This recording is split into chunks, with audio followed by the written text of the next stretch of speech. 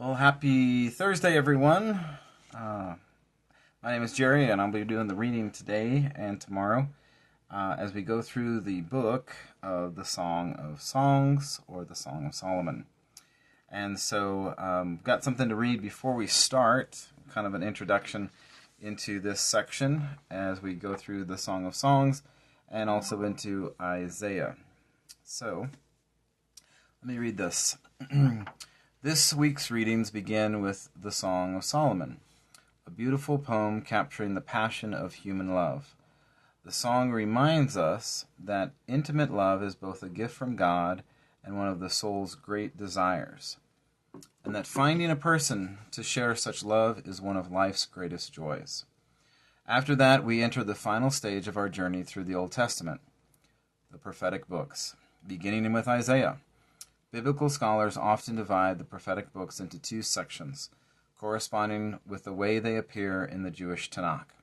The major prophets, including Isaiah, Jeremiah, and Ezekiel, and the minor prophets, Joel through Malachi, of which there are 12. The distinction major versus minor refers to the length of the prophetic books, not their importance.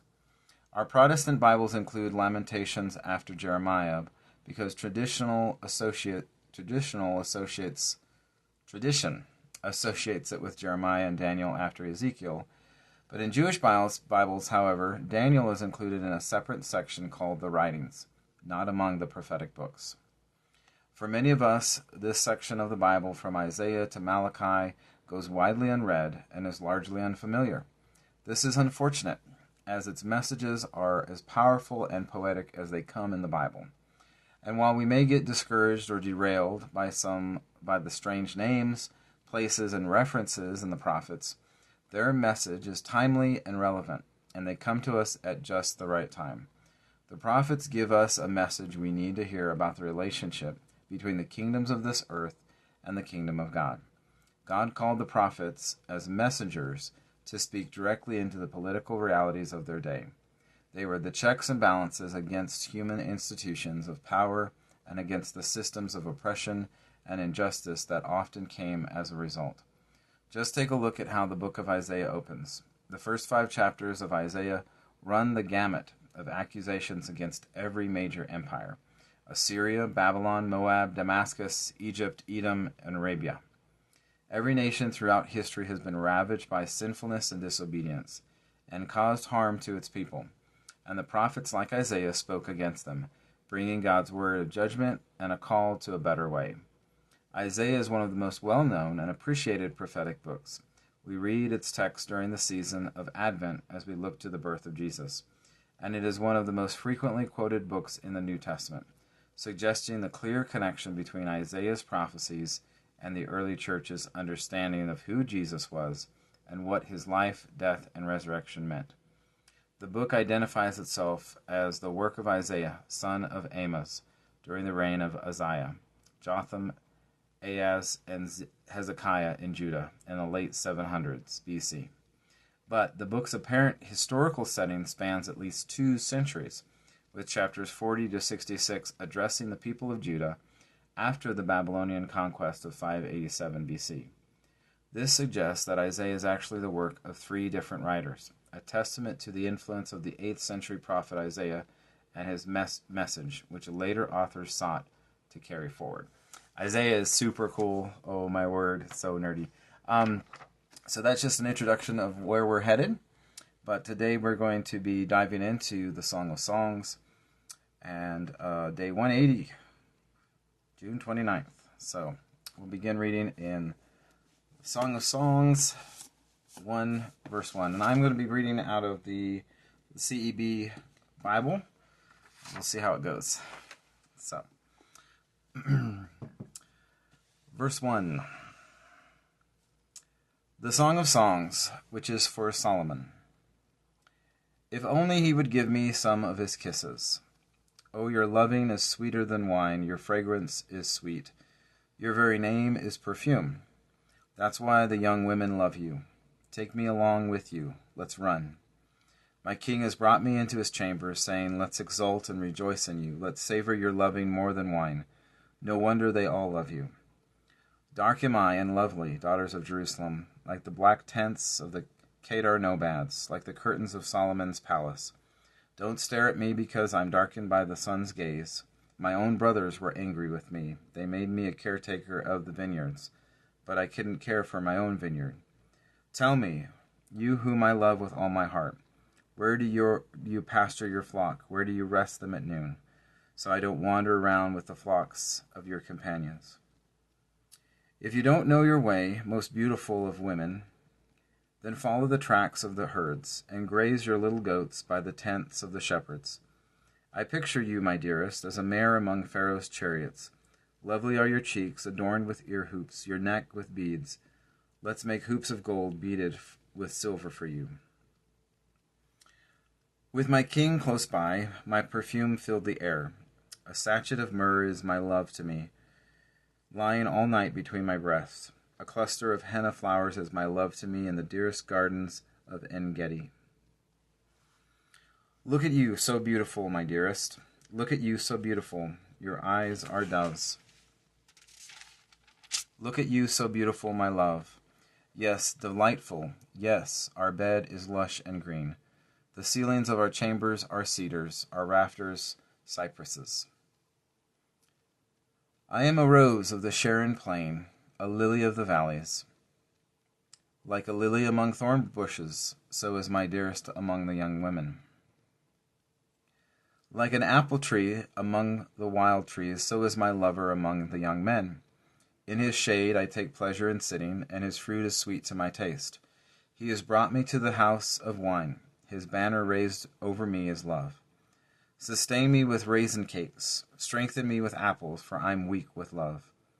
His left arm is beneath my head. His right embraces me. Make a solemn pledge, daughters of Jerusalem, by the gazelles of the wild deer. Don't arouse love until it desires. Listen, it's my lover. Here he comes now, leaping upon the mountains, bounding over the hills. My lover is like a gazelle or a young stag. Here he stands now, outside the wall, peering through the windows, peering through the lattices. My lover spoke and said to me, Rise up, my dearest, my fairest, and go. Here the winter is past, and the rains have come and gone. Blossoms have appeared in the land. The season of singing has arrived, and the sound of the turtle-dove is heard in our land. The green fruit is on the fig tree, and the grapevines in bloom are fragrant. Rise up, my dearest, my fairest, and go. My dove, in the rock crevices, hidden in the cliff face, let me catch sight of you. Let me hear your voice. The sound of your voice is sweet, and the sight of you is lovely. Catch foxes for us, those little foxes that spoil vineyards, now that our vineyards are in bloom. I belong to my lover, and he belongs to me. The one grazing among the lilies, before the day breeze blows and the shadows flee. Turn about, my love, be like a gazelle or a young stag upon the jagged mountains. Chapter 3. Upon my bed, night after night, I looked for the one whom I love with all my heart. I looked for him, but couldn't find him. I will rise now and go all around the city, through the streets and the squares. I will look for the one whom I love with all my heart. I looked for him, but couldn't find him. The guards found me, those who make their rounds in the city. The one whom I love with all my heart, have you seen him? No sooner did I depart from them than I found the one whom I love with all my heart. I held on to him, and now I won't let him go, until I brought him to my mother's house, to the chamber of the one who conceived me. I placed you under oath, daughters of Jerusalem, by the gazelles of the wild deer. Don't arouse love until it desires. Who is this coming up from the wilderness, like pillars of smoke? She is perfumed with myrrh and frankincense, selected from all the spice merchants' powders. Picture Solomon's bed, 60 heroic men round about it, all from the heroes of Israel, all of them skilled with the sword, expert in warfare, each with his sword ready at his thigh against terrors that come by night. King Solomon made a canopied couch for himself from the trees of Lebanon. Its pillars he made of silver, its coverings cloth of gold, its cushions royal purple, its interior inlaid with love. Daughters of Jerusalem, go forth. Look, daughters of Zion, on King Solomon, wearing the crown with which his mother crowned him, on the day of his wedding, on the day of his heart's joy. Look at you, so beautiful, my dearest. Look at you, so beautiful. Your eyes are doves behind the veil of your hair. Your hair is like a flock of goats as they stream down Mount Gilead. Your teeth are like newly shorn ewes as they come up from the washing pool, all of them perfectly matched. Not one of them lacks its twin. Like a crimson ribbon are your lips. When you smile, it is lovely. Like a slice of pomegranate is the curve of your face behind the veil of your hair. Like David's tower is your neck, splendidly built. 1,000 shields are hung upon it, all the weapons of your warriors. Your 2 breasts are like fawns, twins of a gazelle doe that graze upon the lilies, before the day breeze blows and the shadows flee. I will be off to the mountain of myrrh, to the hill of frankincense. You are utterly beautiful, my dearest. There's not a single flaw in you. Come down with me from Lebanon, my bride, if only you would come down with me from Lebanon. Descend from the peak of Amana, from the peaks of Senir and Hermon, from the lions' dens, from the mountains' lairs of leopards. You have captured my heart, my sister, my bride. You have captured my heart with one glance from your eyes, with one strand of your necklace. How beautiful is your loving, my sister, my bride. Your loving is so much better than wine, and your fragrance better than any perfume. Sweetness drops from your lips, my bride. Honey and milk are under your tongue, and the fragrance of your garments is like the fragrance of Lebanon.